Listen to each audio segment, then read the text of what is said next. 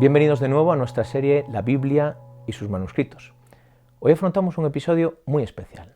Nos vamos a acercar a uno de los descubrimientos de manuscritos antiguos más fascinantes en absoluto, por lo que respecta a la Biblia, el descubrimiento más importante del siglo XX. Hasta 1947, es decir, hasta hace muy poquito, los manuscritos hebreos más antiguos de la Biblia estaban fechados entre los siglos 9 a 11 después de Cristo, los conocemos, el Códice de los Profetas del Cairo, el Códice de Alepo y el Códice de Leningrado. El descubrimiento de la primera gruta de Qumrán a principios de 1947 va a revolucionar nuestro acceso al texto bíblico. De la noche a la mañana nos encontramos con manuscritos bíblicos que preceden al menos en 10 siglos a los manuscritos más antiguos hasta entonces conocidos. En algunos casos hablamos de textos bíblicos del siglo II a.C. Pero comencemos haciendo un poco de historia, aunque en sus inicios esta se mezcla con la leyenda. A principios de 1947, un pastor beduino, en la zona conocida como Khirbet Qumran, en las cercanías del Mar Muerto, se divertía tirando piedras a las cavidades situadas a media altura en el irregular desierto de Judea, o tal vez persiguiendo una cabra rebelde, según otras fuentes. En aquella ocasión, una de las piedras, que con mucho tino había entrado en una cueva, produjo el sonido que acompaña a la cerámica cuando se rompe. Llevado por la curiosidad, y probablemente con la esperanza de encontrar un tesoro, escaló hasta la cueva y descubrió 10 tinajas. Para su decepción, no encontró más que viejos manuscritos. No podía ni imaginar que estaba ante el tesoro arqueológico más relevante de todo un siglo. De esa primera cueva salieron 7 manuscritos, algunos de ellos bastante bien conservados, como el Gran Rollo de Isaías, de casi 8 metros de longitud, o la Regla de la Comunidad, probablemente ligada a la secta de los esenios. Otros manuscritos presentaban grandes lagunas, fruto de la actividad de los roedores, como el Segundo Rollo de Isaías, el Rollo de la Guerra o el Pesher Habacuc, es decir, un comentario judío al libro bíblico del profeta Habacuc. Los dos últimos manuscritos descubiertos, el Rollo de Acción de Gracias y el Génesis apócrifo, aparecieron en un lamentable estado de conservación y, de hecho, tuvieron que ser desplegados con mucho cuidado para evitar que se deshicieran en el proceso, perdiendo una información que podría ser valiosísima. Estos 7 rollos fueron vendidos a una tienda de antigüedades de Belén, que a su vez vendió 4 de ellos al monasterio siro-ortodoxo de San Marcos en Jerusalén y los otros 3 restantes a un estudioso judío, Sukenik. Mar Samuel, el archimandrita del monasterio de San Marcos, se llevó la joya de la corona, es decir, el Gran Rollo de Isaías, aunque en el momento de la adquisición no conocía el valor de lo que tenía entre manos.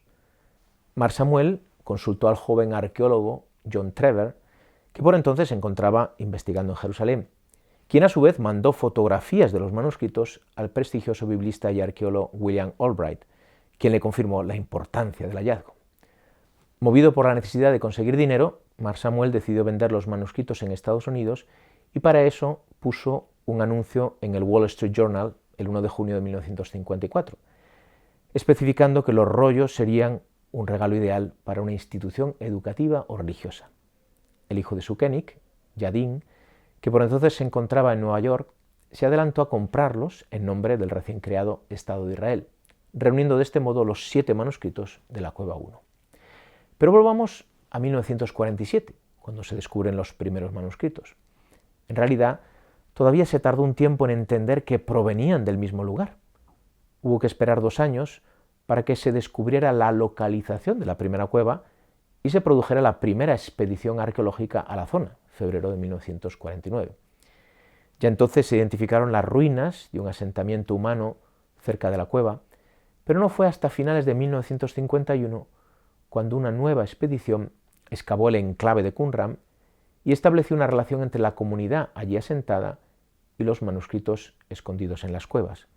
Desde entonces se acepta la hipótesis de que aquel era un asentamiento esenio, cuya idiosincrasia se revela en la regla de la comunidad descubierta en las cuevas, y de que en su interior se produjeron, copiaron o conservaron los manuscritos que más tarde, en el 68 después de Cristo, fueron escondidos en grutas circundantes ante la inminente llegada de las tropas de Tito, que se dirigían a sitiar la ciudad de Jerusalén. Probablemente aquellos esenios tendrían la intención de volver para recuperar los manuscritos, pero no fue así. Los manuscritos quedaron escondidos durante casi 1900 años. Mientras tanto, los beduinos no cejaban en su empeño, a escondidas de los arqueólogos, de encontrar nuevas cuevas. Y así fue. De hecho, de las 11 cuevas descubiertas, 5 lo fueron por los beduinos, entre ellas las más importantes, como la cueva 1 o la cueva 4. Se trataba de una peculiar carrera entre arqueólogos y beduinos. Cuando estos llegaban antes, aquellos tenían que recuperar el material comprándolo a diferentes instituciones en Jerusalén. Especialmente complicado fue reunir todo el material hallado en la cueva 4, la más rica, pero con el material más fragmentario, miles de fragmentos de manuscritos. La última de las cuevas, la número 11, fue descubierta en enero de 1956, esta vez con un material en su mayoría bastante bien conservado. Además de las 11 cuevas de Qumran, se descubrieron otros asentamientos que conservaban manuscritos, bíblicos o no, cerca de la zona: Masada, Wadi Murabat y Nahal Heber. Toda esta zona, en torno a Qumran, primero bajo mandato británico y más tarde bajo soberanía jordana, tras la creación del Estado de Israel, pasó a ser controlada por Israel tras la Guerra de los 6 Días, en 1967, al igual que Jerusalén Este, donde se hallaba el Museo Arqueológico Palestino, más tarde conocido como el Rockefeller Museum, que albergaba los manuscritos, que en aquel momento fueron nacionalizados. A medida que los manuscritos eran encontrados, se les sometía a sesiones fotográficas, lo que con el tiempo resultó de gran utilidad, a veces por el mero hecho de que posteriormente algunos se degradaron enormemente. Los manuscritos de la primera cueva, en general bien conservados, no tardaron en ser publicados. Lo mismo sucedió con las cuevas menores, 2 a 3 y las cuevas 5 a 10, en las que el material era poco.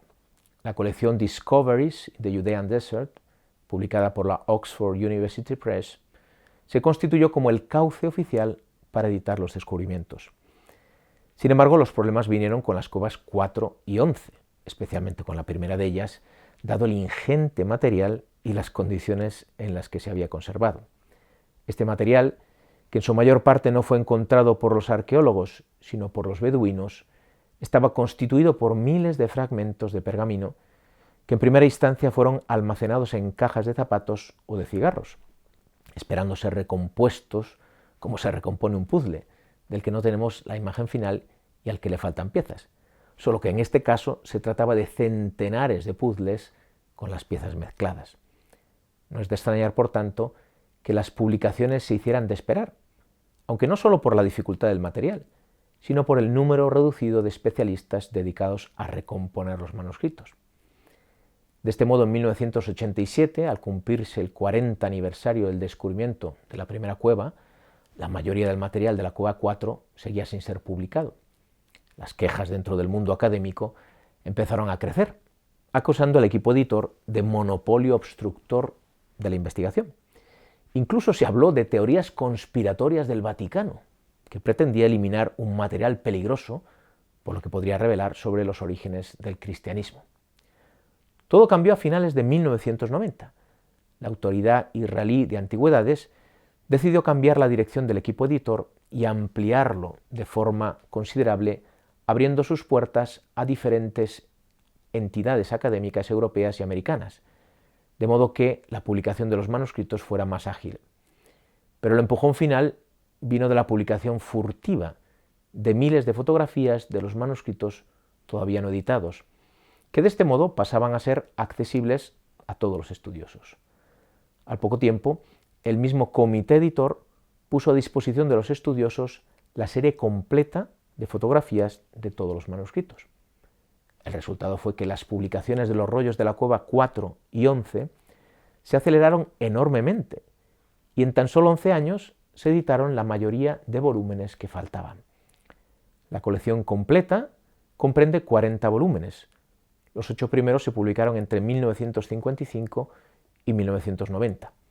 Entre 1992 y 2002 se llegaron a publicar 29 volúmenes.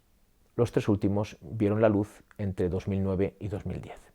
Los manuscritos encontrados estaban escritos en 3 lenguas: hebreo, la mayoría de ellos, arameo y griego. El material de la mayor parte de los manuscritos es el pergamino y solo una muy pequeña parte tiene el papiro como base. en todos los casos el formato de los manuscritos es el rollo. La datación de los manuscritos atiende a varios criterios. En primer lugar, paleográficos, es decir, dependiendo del tipo de escritura que cambia con el tiempo, obviamente. En Qumran está testimoniada la escritura hebrea arcaica o paleohebrea, que domina entre los años 250 a 150 a.C.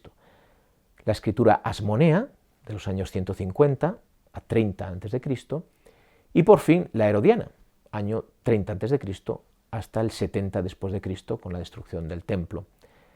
En segundo lugar, el análisis por carbono 14 aplicado a los pergaminos u otro material contemporáneo encontrado junto a los manuscritos. En último lugar, atendiendo a los resultados arqueológicos de las mismas cuevas y de la historia del asentamiento de Qumran. En función de estos tres criterios, los manuscritos han sido datados entre finales del siglo III a.C. y mitad del siglo I después de Cristo. Fueron escondidos en el año 68 después de Cristo. La nomenclatura de los manuscritos de Qumran atiende a las siguientes claves. El primer número señala la cueva, de 1 a 11, por tanto, en Qumran. A continuación aparece una o varias letras indicando el lugar del descubrimiento. Q de Qumran, Mas de Masada, Mur de Murabaat, Heb de Nahal Heber. A continuación sigue un número que indica la catalogación del manuscrito o fragmento dentro de una misma cueva, o bien, alternativo, la descripción del mismo, por ejemplo, Génesis, Jubileos, Paleohebreo Éxodo o Papiro Levítico, en cuyo caso, si hay más de una copia de ese libro en las mismas cuevas, se utiliza el alfabeto A, B, C, D para numerarlas. Así, por ejemplo, 11Q5 o 11Q Salmos A, que identifican de dos modos el mismo manuscrito, se refieren al manuscrito 5 de la cueva 11 de Qumran, que es la primera copia de Salmos de dicha cueva. Hay hasta 5 copias. Bien, hasta aquí este episodio sobre la historia de uno de los descubrimientos más fascinantes de la historia reciente. En el próximo episodio entraremos en el contenido de los textos descubiertos en Qumran y otros lugares del Mar Muerto.